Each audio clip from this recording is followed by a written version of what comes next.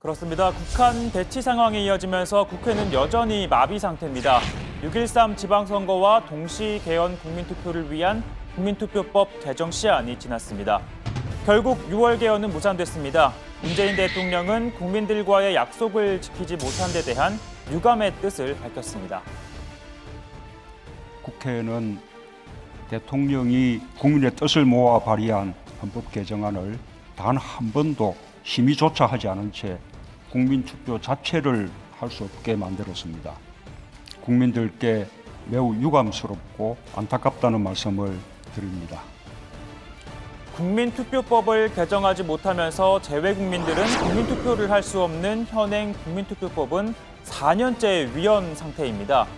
문 대통령은 국회가 이를 방치하고 있는 것도 이해할 수 없다고 비판했습니다.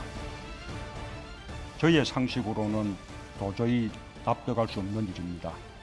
그와 같은 비상식이 아무런 고민 없이 그저 되풀이되고 있는 우리의 정치를 저로서는 이해하기가 참으로 어렵습니다. 사실상 드루킹 특검 수용을 주장하면서 국회 정상화를 거부하고 있는 자유한국당 등 야당을 겨냥한 것으로 풀이됩니다. 민주당도 개헌 무산의 책임은 야당에 있다고 강하게 비판했습니다. 야당의 온갖 회방으로 31년 만에 찾아온 국민 개헌의 소중한 기회가 결국 물거품이 되는 것 같습니다.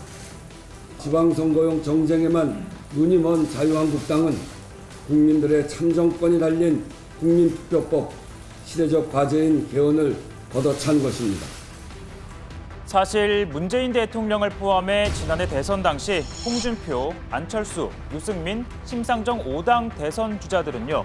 모두 개헌을 공약으로 내세웠고 6.13 지방선거 때 국민투표를 하겠다라고 약속을 했습니다. 하지만 그동안 개헌안 논의도 제대로 벌이지 못했고 6월 13일 국민투표 약속도 모두 어긴 셈이 됐습니다.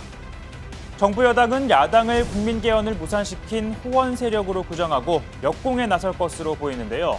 개헌 무산 책임을 들어 특검을 주장하는 야권의 공세를 차단하겠다는 전략으로 보입니다.